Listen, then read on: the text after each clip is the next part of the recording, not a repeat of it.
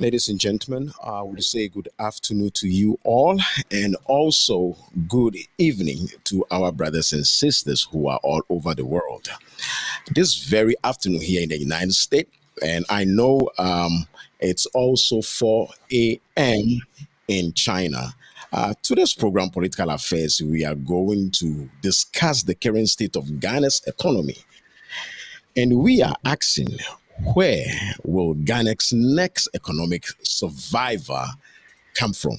In fact, many rating agencies have rated Ghana's economy to a junk status. Ghanaians are currently facing excruciating economic challenges. The government, in its attempt to bring the economy back to life, has engaged in a number of programs including one, a move to secure a $3 billion loan from IMF, to a domestic debt exchange program, DDEP. However, the DDEP has raised a lot of concern among Ghanaians, especially pensioners who says the government must exempt them from the program. Even the former Chief Justice of Ghana, Gloria Akufu, under this current regime, has waded into the controversy regarding the government's decision to include pensioners in the DDEP. So therefore, we have brought in those who understands the way Ghana's economy works to explain to us where the country's economy is heading. We are joined by Dr. Dumfe, who I will introduce later, and then also Dr. Richard, who is also in China. I'll also introduce in a short moment. But for now, let's watch this clip and then. These are all people who have worked. They have worked very hard. They could have left the country when others were going. They stayed. They worked for the nation. And we've had our ups and downs and ups and downs and everything. But bit by bit, a lot of us are from the generation where you were always encouraged to save for tomorrow and all that. Sometimes we've been through times when all your savings become nonsense because of some government policy. Then over the years, bit by bit, people have become more confident in the economy, in investment and all that. And quite a number of people here today, when they retired last year, last 2 years, they've put everything into government bonds.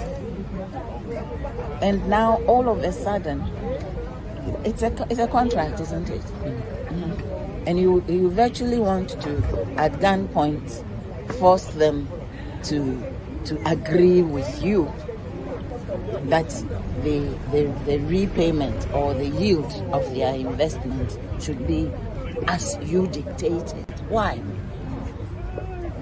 And at the same time, why are we in the mess we are in? Nobody has fully explained to us. Yes, debt. Okay, fine. We So, took gentlemen, debt. so that was What a was former Chief Justice, Gloria Akufu, joining our brothers and sisters who went on demonstration just recently. So we are joined on today's program. We are being joined by Dr. George Dumfe. He is an astute economics from the University of Ghana.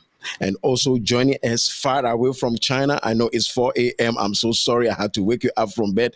Dr. Richard, who is a psychologist, who's also a guest on this program. Gentlemen, you are welcome onto Political Affairs Show this morning and evening, and then good afternoon here. Let me begin first with yes, Thank you, sir. yes, sir. Let me begin first with Dr. Dumfe. Doctor, from where you sit as an economist, explain to us the current state of Ghana's economy.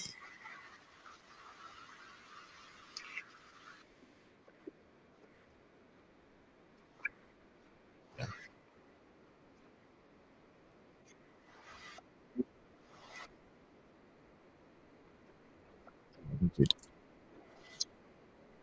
Yes, sir.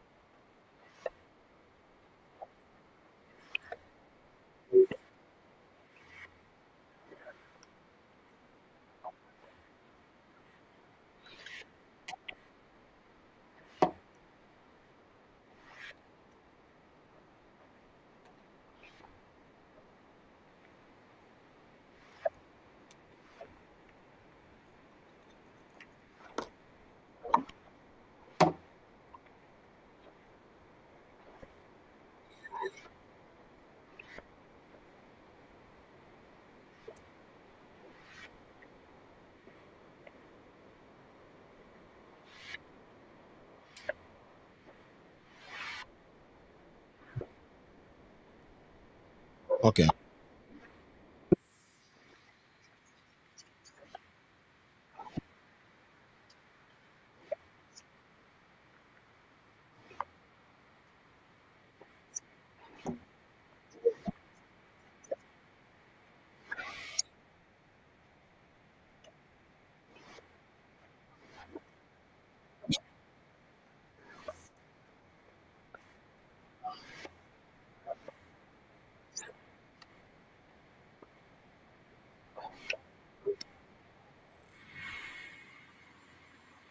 Well, it looks like Dr. Dunfe's signal is breaking, but definitely he's going to come down.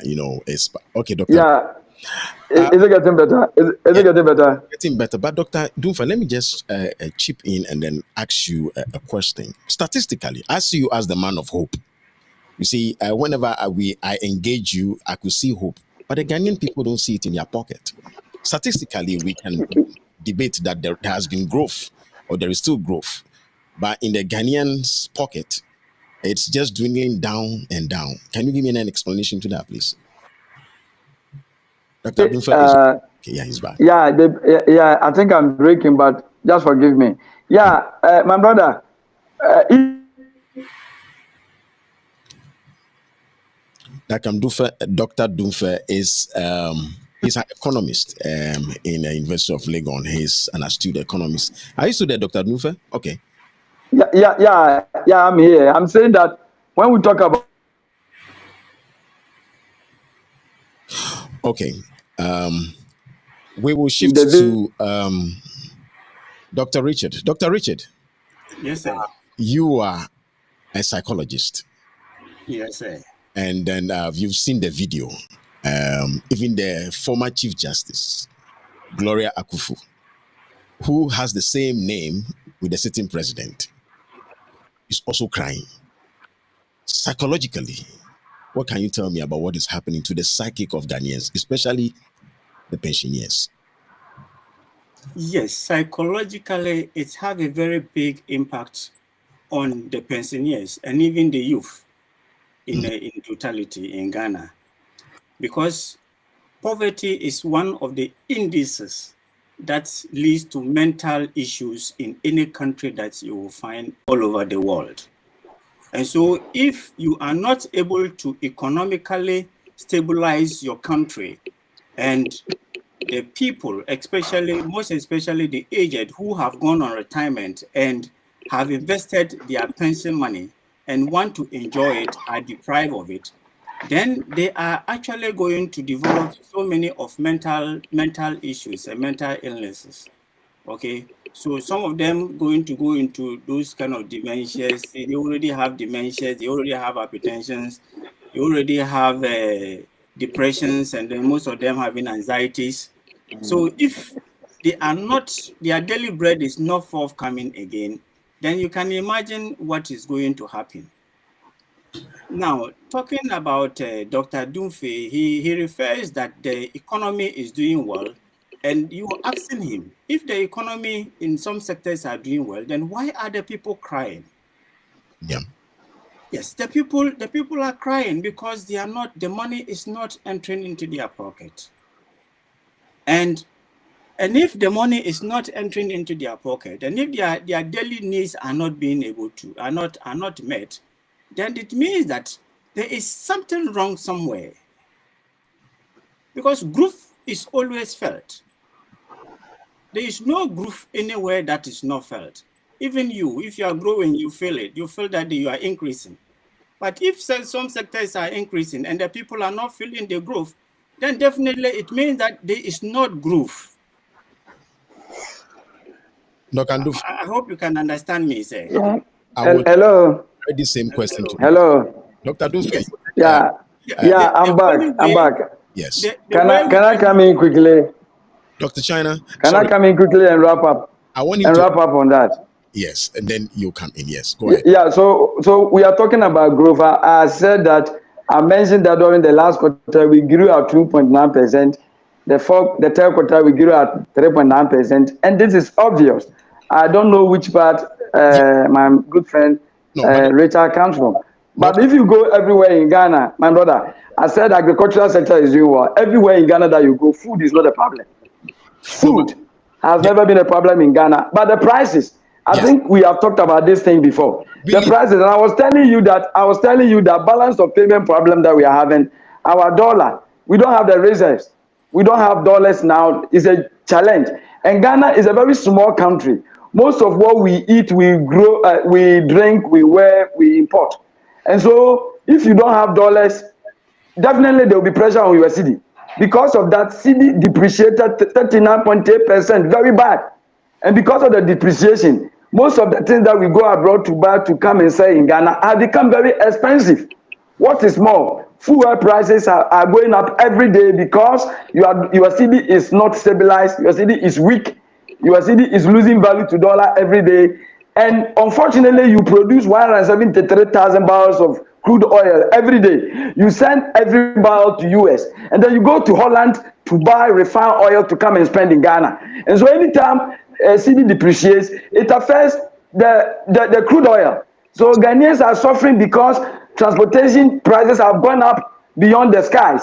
And because of that, when even though there is food, I mean, in the villages, if you have to transport them to the urban centers, prices we can't buy. That's why when you come to the urban center, people are crying. You can't buy. Prices are going up every day, and inflation is now almost 50%. That is very bad. So prices are very high, but you can get anything you want to buy in Ghana. You can get to buy it, and that is why the point I'm trying to say that agriculture sector is doing well. It's not just figure. Anybody who says that doesn't want to tell the truth. The figures are correct. If you go to Techima, where I come from, go to the Techima market today, yam, plenty of yam. Everywhere you go, cassava, plantain, all those things are available. But the prices are very high because they need to be transported, and transportation has gone up. If prices are high and the commodity is there, then it means that there is a problem somewhere. The growth is not being marginalized. Now, let us be careful. Let us be careful. Let us be careful. Doctor, the dollar is depreciating. My brother, let me end. My brother, Richard, excuse me. Dollar is depreciating. Dollar is depreciating for a simple reason that you have balance of payment problem.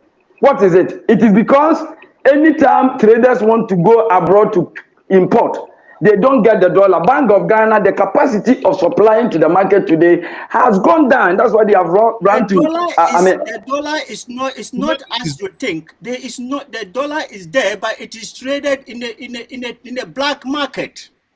You don't have my brother. Let's where a dollar is traded in the black market.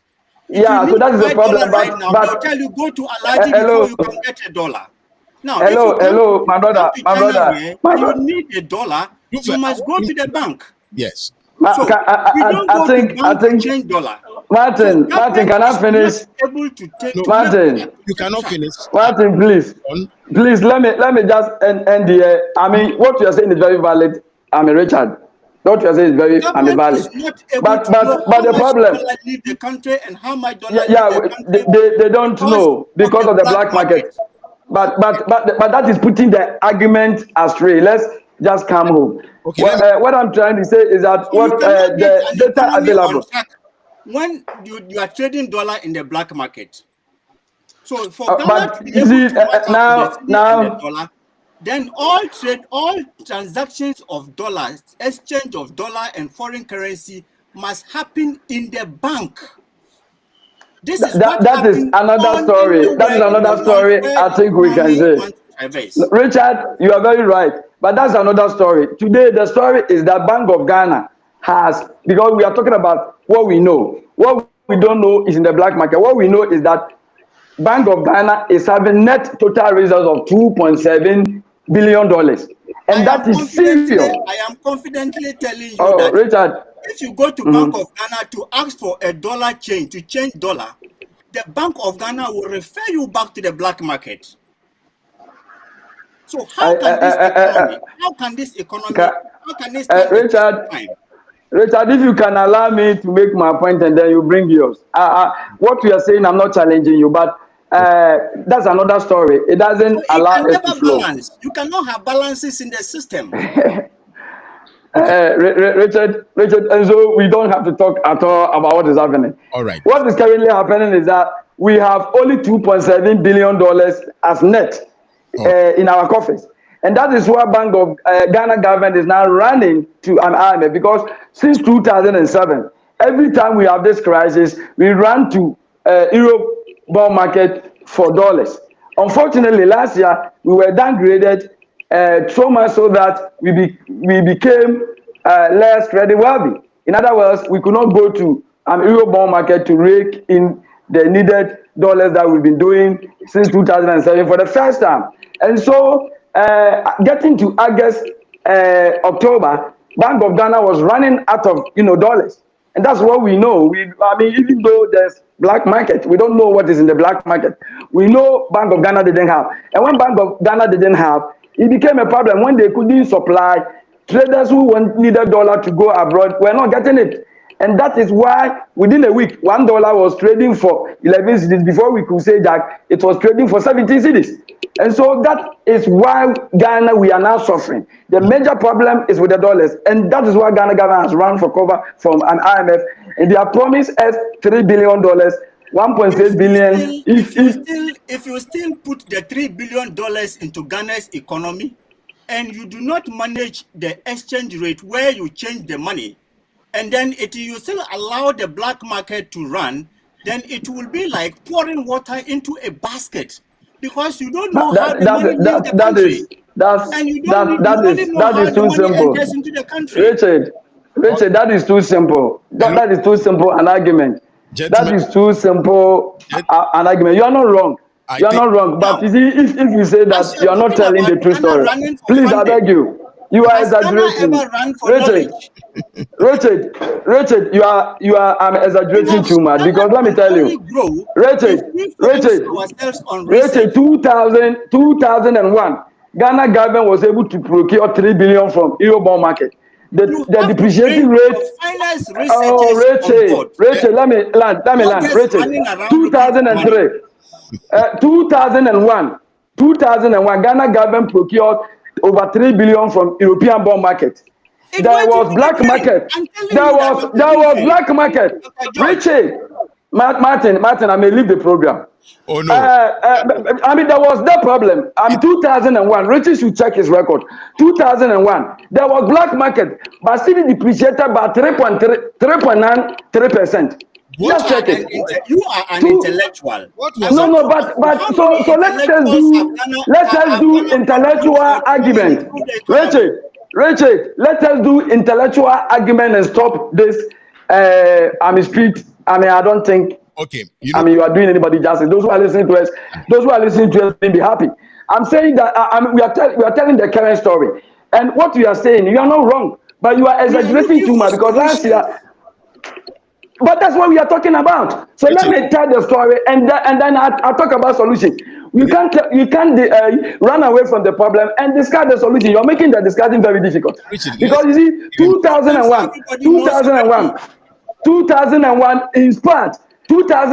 in spite of the black market presence of black market, city depreciated 3.39%. And so if today it is depreciated over 38%, you can't say it is only because of a black market. That is too simplistic. Seriously.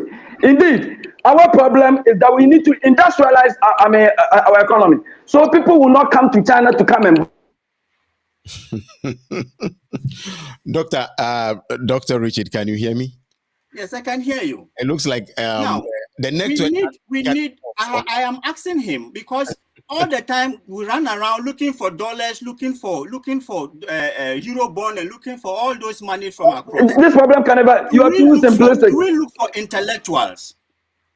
Do we look for knowledgeable people to manage the economy in the country?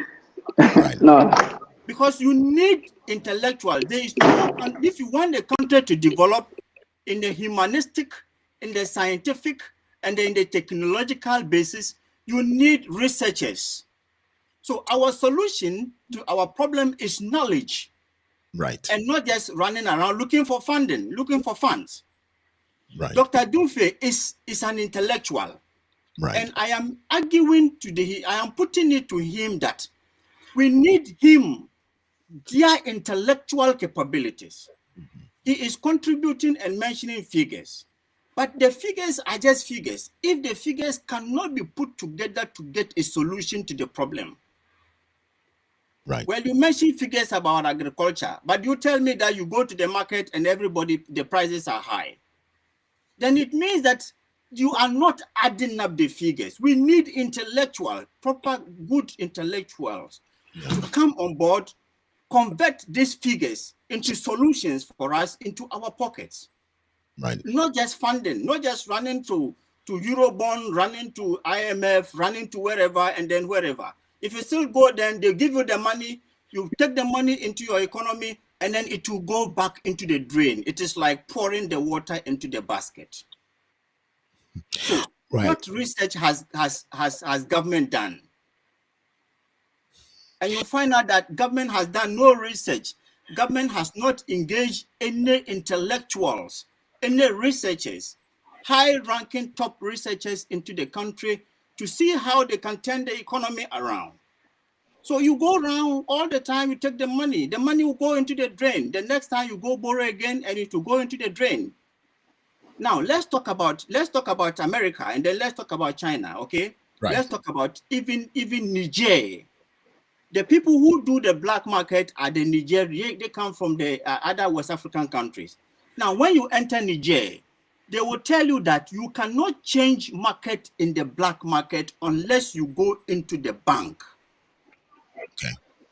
But they are the ones that are trading the black market in this country. The reason is simple, because government must know the amount of foreign currency that is entering the country in comparison to the amount of currency that is leaving the country, so that you can balance it up at the end of a business day.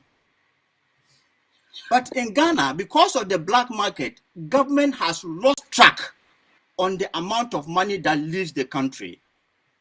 And so every day you wake up, then the dollar is rising. The foreign currencies are not matching up with the cedi at all. So for government to be able to curb this situation, then government must make everybody change his currency in the bank. Government must close all forest bureaus. But the government has a hectic task, because the forest bureaus are managed by the high tycoons in the country.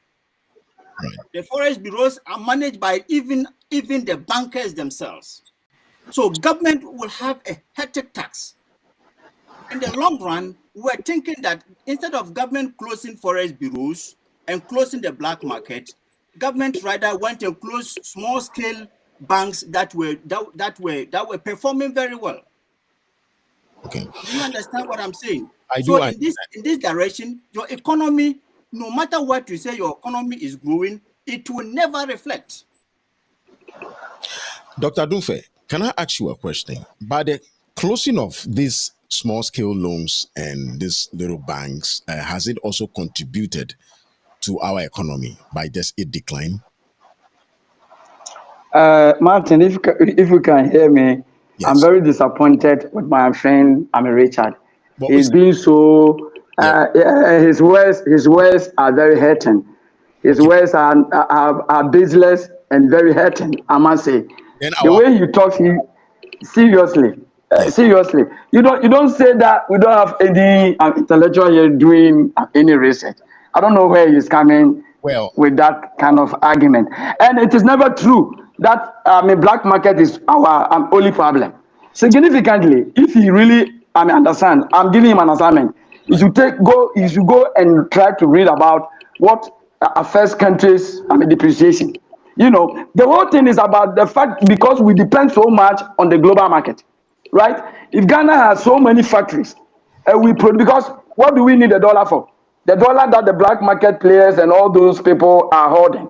What do we need it for? To go and import. And so if Ghana government is serious, if Ghana government is serious and we are able to build more factories, we are able to build more factories. We are able to build more factories. We are able. He wouldn't allow me to talk. As we get, I will leave the program on. He has to allow me to talk. Yeah, because he's talking about most of that. He's talking about a lot of things that he doesn't understand. Okay, he says that some banks were doing well and the government closed them. That is a lie. Government closed the banks that were not meeting minimum capital adequacy. But the laws of the land says that every bank should have to meet minimum capital and adequacy ratio. Go and read about it. China, where you are, that's what is happening. And so the banks that were not meeting were the banks that were closed down. You don't lie to the whole world about what you don't understand. You know, our biggest issue is about this. People would always lie, talk about the economy, they don't understand things, but they will always know. You are lying. You are lying so much. No, but you see, that is a problem. So that could be a problem, but that's not the only problem. That is not the only problem we have. Okay. Their dynamics are not the same as ours.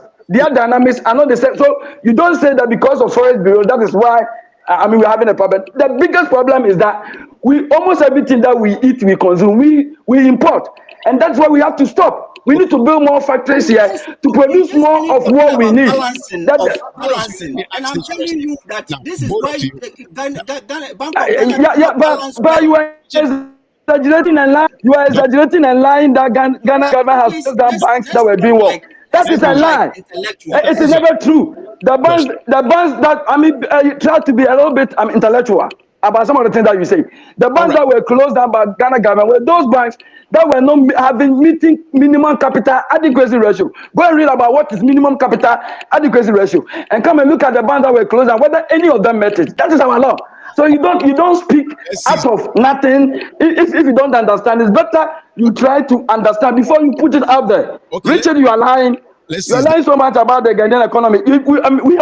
And this is our biggest problem. If you come to Ghana, this is exactly what is happening. So many people don't understand so many things. They're always out there, feel out ignorant, if you would not allow the banks to deal with foreign currencies, how will the banks meet their targets? You know, the experts are banks cannot meet their targets.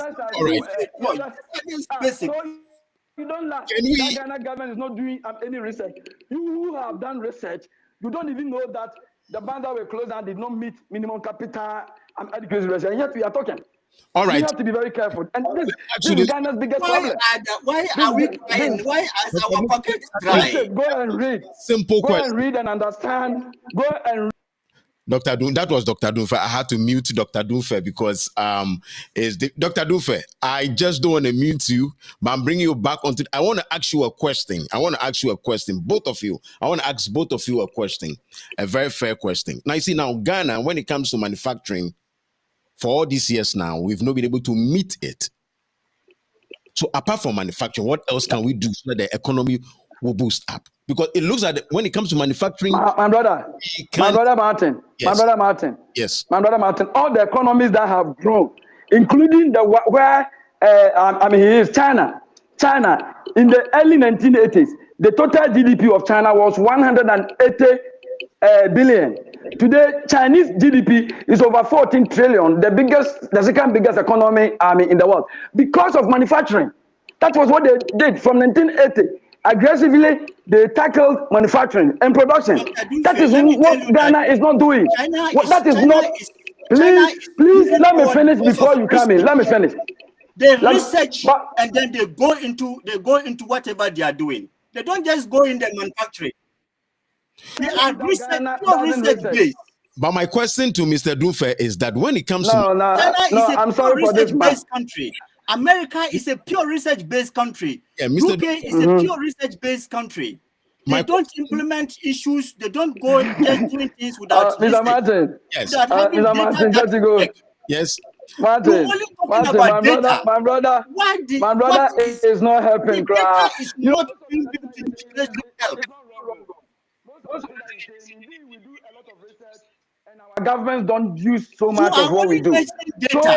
Most of the things that he's saying is true, but he's lying and exaggerating and bringing out ignorance. We have to give us a little bit of credit. The fact that you are not in Ghana does not mean that you know better than everybody here. You have to be careful. But you are speaking out total ignorance. You are speaking out total ignorance. Not research. I agree with you, Dr. Dunfe. I disagree. No. It is. It is because he has said that Ghana government doesn't do any research. The figures. That is why Ghana, we are growing at 2.9. That is why we are suffering. You are not making good use of the figures. Who told you about that? Okay, hold on. This is so naive. I don't know what to say. Please, I think the man is.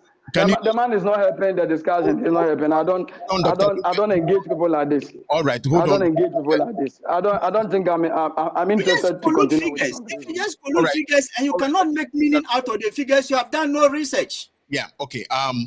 I want us all, gentlemen. I want us all to just calm down. Martin, take me out of the program. I don't think there's a right person to discuss about Ghanaian economy. He's exaggerating. He's so naive. You are too naive. You are too naive. I have 115 publications. Dr. Dunfe, I'm going to bring you back. So what are you? Dr. Interpretation of data. The show, but this time I want us all to interpretation of data to bring meaning, to bring relief to the people. Well, I want us to branch into a different topic now. Dr. Dunfe. To the solution. You jump to the solution. No, seriously. All right. You didn't. Yeah, my brother, I'm there. You didn't answer my question, Dr. I'm Dunfe. there, yeah. I say that. But you didn't allow me to say anything. He will bring his I will try. I will try and control Mr. Dr. Richard. Okay, Dr. Dunfe. Answer my question. History tells us that when it comes to manufacturing, Ghana, we are not able to meet it. Now, it is manufacturing that grows economy. Now that we are not able to meet when it comes to manufacturing, what do you want to propose? What should we be looking at? Should we be looking at the hospitality industry or what? Because look at Dubai.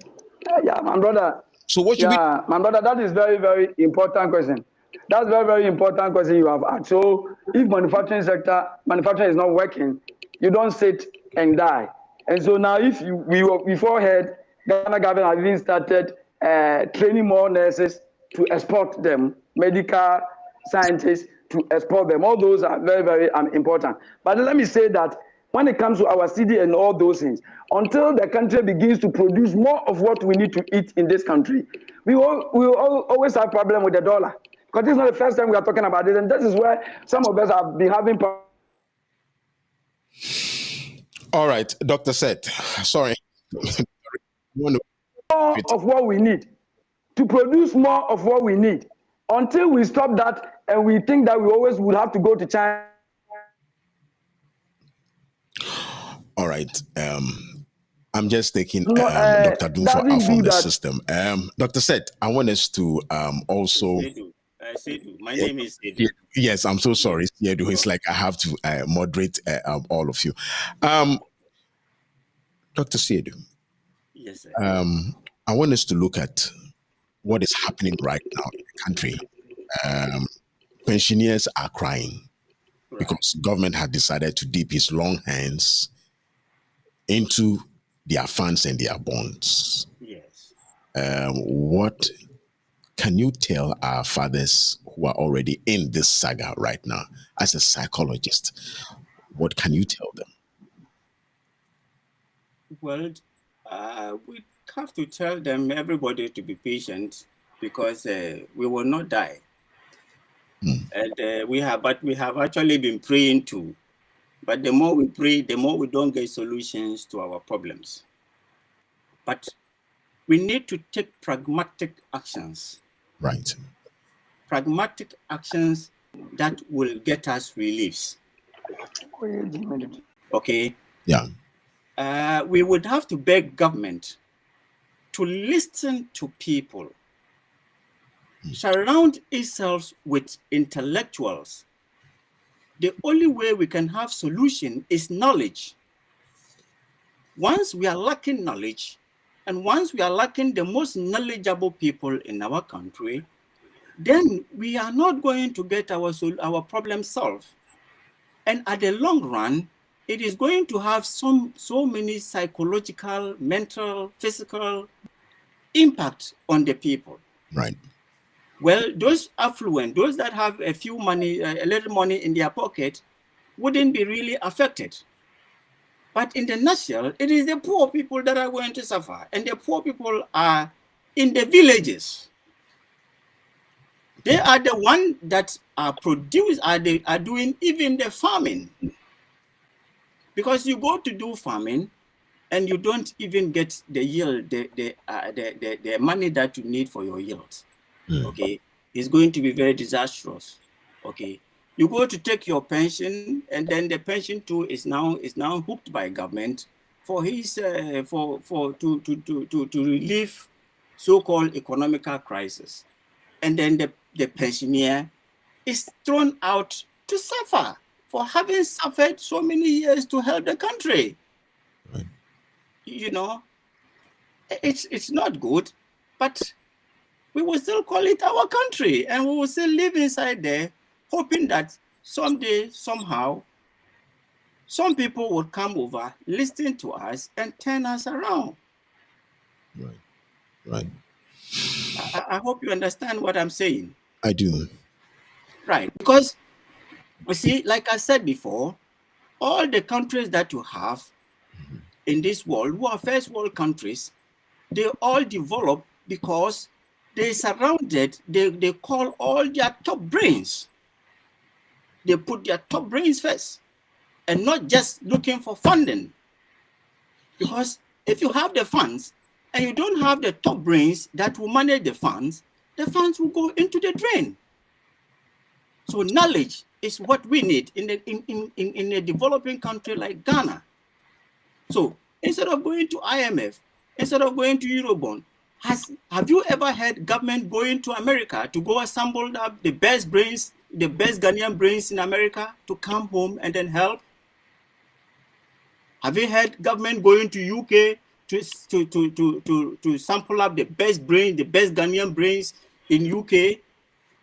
Are the brains not doing very well in UK? Don't we have, you have very good brains there? Now, even in Ghana itself, there are so many brains that can turn the economy around without just necessarily going to borrow money, funds from anywhere. But government don't look for these people. All that the government is looking up for is funding. Funding. It is hard time government look around and stop the attitude of just looking for funding and look for the knowledge. Look for the best brains. Put the best brains forward. And the best brains will make the funding for you. And the best brains will turn the economy around for you. I hope you're understanding what I'm saying. This is a very important suggestion you are making. But let's look at it from our political way of thinking. A political party comes into power, and then by the grace of God, they have won majority in parliament, and then they have boys to feed. That's how they say food for the boys. And then all of a sudden, they go for brains all over the world. Now we already have people, career administrators who are there, who has been in the country for the past maybe 40 something years. The economy hasn't changed. And they go into import people from all over the world, in Americas, Cuba, Brazil, Ghanaians all over. Politically, what would you say about that? Wouldn't people be discouraged by that? The Ghanaian politician? Well, I'm saying that. What I'm saying is that, you see, our country and our economy is now revolving just really on funding. Right. I am telling you that we have best brains in the country. Brains, okay? People who are really knowledgeable. And people who can tell you what works and what doesn't work. But these people do not have a voice to speak. And when these people speak, they are not listening to. We have best Ghanaian brains all across the world that you can put forward. But what we look about is funding. Now, look at the position for a Ghana in Ghana. Before you can be able to get a position, then they have to be talking about you contributing some funding. So if you are not able to contribute any funding, it doesn't matter how brilliant you are, the best of ideas that you have, nobody will listen to you. The one that will be listened to is the one that contribute the funding. And I am saying that we cannot move, we would always fall into the drain each time we're looking just at funding. You need the brains as much as you need the funding. And you even need the brains more than the funding. Because if you get the best brains, then these best brains would turn around and get you funding. I hope you understand what I'm saying. And so because of that, any government that comes into power goes around looking for funding from anywhere that they can get funds. Yeah. The brains that you have can make you the funds. They can give you the technology. They can give you the scientific directions. They can give you the humanistic directions. And once you get all these ones put into place, then you can be able to manage the economy very well. Now, government kind of look for figures. Well, if you go and look for figures, you can also go and look for figures. You can count people, male and female, or you can count that, okay, they produce cassava and maize here and abundantly. Now, what happens to the cassava that is produced in abundantly? Yeah, you just mentioned the figure you produce cassava. Cassava production has increased. What is happening to the cassava? How is the cassava production turning the economy around? What's happening to the cassava producer is the cassava producer himself. Are you understanding where I'm coming from? I perfectly understand. Right. So you need people that will think, well, today we have cassava. Let's see how we can turn the cassava around. And then once we turn the cassava around, we can be able to make more money inside and domestically in the country. Okay. We can export the cassava. Somebody will tell you that, okay, fine, let's package the cassava into starch and then start and then market it all across the world. We can say we can be selling the cassava, the starch in the US market. Yeah. And then remittances coming back into the country. Yeah, I remembered when President Kufuor was but the cassava goes, you produce more cassava and the cassava go waste in the market. Yes. What is the essence of the cassava? What is the figure? You can't just be telling me that we produce enough cassava when the cassava is rotting in the market. Right. Okay. Time is fast spent. Thank God, Dr. Dunfe has come back. And then, but before I go to Dr. Dunfe, I would like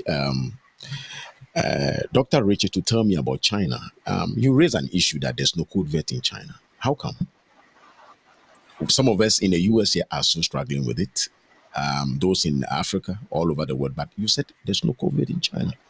Can you tell me it's like that? Well, China has the zero COVID policy. That's how they have always maintained that they want a zero COVID policy. And so China invests so much money in screening people for COVID, and when they detect that you have the COVID, they treat you. They will treat you. Right. So before you enter here, you have to pass through so many. Now they have eased the restrictions. You have to pass through so many modalities so that they can be very sure that you don't have the COVID. And before they ease up the whole country, they conducted a whole nationwide, the whole nation. They tested everybody. Okay. You don't have the fund to test everybody in Ghana. You don't even have fund to feed people in Ghana. How can you test them? They tested everybody. And then they detected that the number of people that were having it were very minimal. So they opened it up. And when they open it up, scientifically, they observed that the numbers that they used to even record in their hospitals have started reducing. Has reduced very drastically because people no longer go to the hospital again. I hope you're understanding what I'm saying. I do. So virtually, there is virtually no COVID like we are singing in our Ghanaian media about China. Right. It's the opposite. Thank you so much. Dr. Richard, thank you so much. Dr. Richard, I will have to get you back on this program. I want you to promise me something because we want to know much about China and then their economy and then their industrialization, all right, and then their intelligence and what China is planning to do with Africa. So if God willing, maybe the next 2 weeks, Saturday, can I have you back on this show, Political Affairs? Yes. So that we can have. I'm always available. Yes, and like I told you before, China all the industries are run by research, and the government contributes so much chunk for researchers here, because you cannot go put in an industry without researching and then knowing how the industry, the players are going to be, what is going to produce, how it's going to work, and all those stuff. You can't do that over here. Everything is founded on research, data well interpreted. Not just data, well interpreted. All right. And so you cannot fail. Right. If you have data well interpreted, you can't fail. And so that is why they are doing very well. Okay. Okay. Dr. Richard, just be on the line. Let me finish it up with Dr. Dunfe. Dr. Dunfe, let's go back into our economy. The DEP. What do you make of the DEP? Is it? Yeah, my brother. Yes. Yeah, so let me say that I haven't been so happy with the discussions. You know, I'm an individual who doesn't run away from facts. I was thinking that Rachel would always allow me to make my point. Some of the things that he's saying, I agree with him, except that he is exaggerating and sometimes he makes things look so simplistic. That's why I'm having a problem with him. He usually say that we don't have any researcher here. Of course, there's a problem between research and government. The uptake of research. Martin. Yes. The question is that the pension. Yeah. No, I'm coming there, Richard. Martin, I'm coming there directly. All right. I'm saying that most of the things Rachel said, he wasn't entirely wrong, except that he was exaggerating, and through that and fabrication, a lot of fabrications, and he was being so simplistic. That is where I had a problem with him. We do research. Of course, the research uptake is weak in Ghana. You sit at Legon. Currently, as I'm speaking with you, I'm doing research with Manchester University on structural transformation, how we can restructure our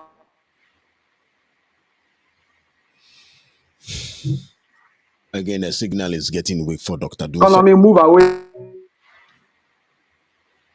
The signal is still getting weak with Dr. Dunfe. Yeah, Dr. Dunfe, you are back. Yes. Yeah, so. Well. He talks. Yeah, hello. Hello, Dr. Dunfe, I can hear you. Please proceed. I can hear you loud and clear. Mr. Dunfe, I can hear you. Being simplistic, but let me go to the debt. The domestic debt restructuring. Yes. Domestic debt restructuring is a condition that is imposed on the government by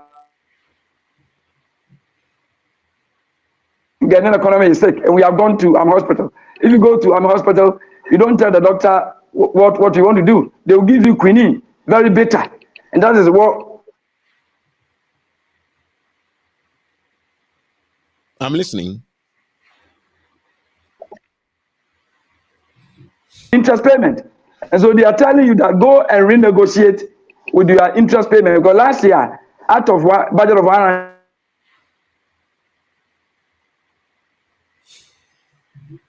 Well, some folks are. Let me start reading some of the text messages because, ladies and gentlemen, please, both of you should be on the line. Let's see. There's some text messages coming. Let's see. Ashama School Online. I would like to know from your guest if the best brains in Ghana had never been used towards the development of this country. Dr. Richard, I think this question goes to you. Dr. Richard? Well, if the best brains in this country have been used, then I am very sure that we would not be at where we are. But we have best brains in the country. They are there in the country. Right.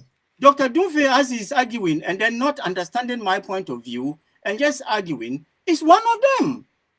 Right. Do they listen to him? Right. Ask him when he comes back online whether they listen to him and they implement what he says. He is a doctor, and then he is a researcher in the economics affairs in the University of Ghana. He's talking about Manchester. Whatever he is going to do, what he's finding that will they be implemented? I hope you understand what I'm saying, sir. I understand. Yeah, so people are not being listened to, and those that they are listening to are not helping issues. Right. Ask him when he comes back. If he comes back online, ask him that the research that he does, the findings that are they being implemented? All right. So right now, when it comes to manufacturing and industrialization, it looks like we have not met the demand. So what is the way forward? China is what it is today because of industrialization and manufacturing. Ghana, for all these years, when it comes to manufacturing, I mean, we can't even meet it. We don't have what it takes. So what is the way out? Our manufacturing is out. So what's the way out now? Because we still need this country to develop. Yes. And anybody who understands the development of a country will tell you that for any country that want to develop scientifically, technologically, that is development, and then humanistically, you must first of all do your research well. And once you get the research well, once you get the knowledge, once you get the best brains on board, you are not going to fail. All this while, I've told you before, we fail because what we're always looking for is funds. All of us are looking for money, Eurobond, IMF, and then that's all everybody is looking at for. But nobody is looking for brains. Right. If you sample out the brains, put the brains there, then we have Commander Sugar Factory. How do we revamp Commander Sugar Factory? Listen, and then the will of the people. You would get it running. People can wake up early morning, fetch water where there is no even water, a wet log. People can fetch water and water them, and then we'll get the sugarcane and power Commander Sugar Factory. Can we say that yes, the brains, they have it, but it's indisciplined? Because when you hear them speak on their political platform before they get into power, they give one of the finest ideas, and that entices most Ghanaians to vote for them. But when they get into power, finest ideas are not supported by any research, any interpretations. I hope you're understanding what I'm saying. Yeah. Yes. So it's like we are just all talking, and what is going to work or whatever, we haven't experimented it. We haven't even tested it. We are just still at the stages of hypothesis. Right. So you give it to the person to hypothesize, and then when he comes back, he doesn't have any results. He can't give you any results. Right. When the NPP was coming back to power, they started Ghana beyond 8. Right. Ghana is back. Ghana is with 8. It's still in the 8. Why? It was just a say. It was a say. I like that. Yes. It was just a say. I like just a say. It was just a say. I like that. I'm going to end the program with it was just a say. And most people even don't know that some of these politicians, when they come over to the platform to campaign, it is just a say. They don't really know about that. Ladies and gentlemen, that was our own big brother. Just give me a minute. Our own big brother, Dr. Richard Abraham Mani, who is a psychologist in China. He's based in China right now. It's almost about 6 a.m. He has to wake up early in the morning to meet us on the show. Doctor, I would say that thank you so much. You have enlightened us. You've enlightened our viewers. I'm looking at the text messages. And then also we had, let me put Dr. Dunfe back on the show. Dr. Dunfe, let me put you back on the show. Dr. Dunfe, what is going to happen is that I'm going to be getting you back on this show on one-on-one in 2 weeks' time. One-on-one, so that we'll sit down and look at the figures, the statistics. The following week, I'm also going to bring Dr. Richard from China also onto the show, and then we look at how come China is where they are and we are where we are. So, ladies and gentlemen, today's political affairs, we wanted to go deep into the DDEP, but unfortunately, we couldn't have the chance to go into that. We are so grateful and so honored to have Dr. Richard from China, who was also giving us some information about what we should do proud to what is happening in Ghana right now. I showed a video clip of our former Chief Justice, Gloria Akufu, who went out there to come to demonstrate with our brothers, our parents, our mothers, whose pensions are being toiled with. My name is Martin Petigo, and I'm streaming live from Pennsylvania, United States of America. Today's program is called Political Affairs. Please stay tuned, subscribe, join our family on YouTube and Facebook. And every Sunday around the hours of 3 p.m., 1 hour show. Just look out for political affairs, arguments, and debates like this. Ladies and gentlemen, God bless you, and I'll see you next week.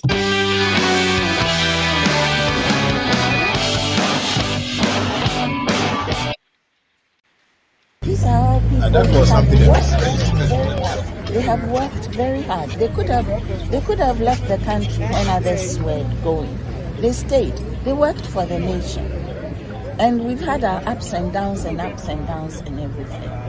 But bit by bit, a lot of us are from the generation where you were always encouraged to save for tomorrow and all that. Sometimes we've been through times when all your savings become nonsense because of some government policy.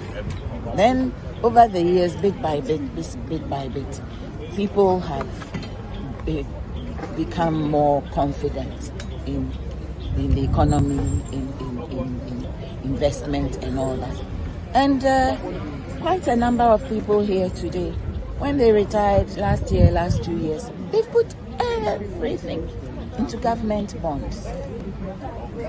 And now all of a sudden, it's a contract, isn't it? Mm-hmm. And you virtually want to, at gunpoint, force them to agree with you that the repayment or the yield of their investment should be as you dictated. Why?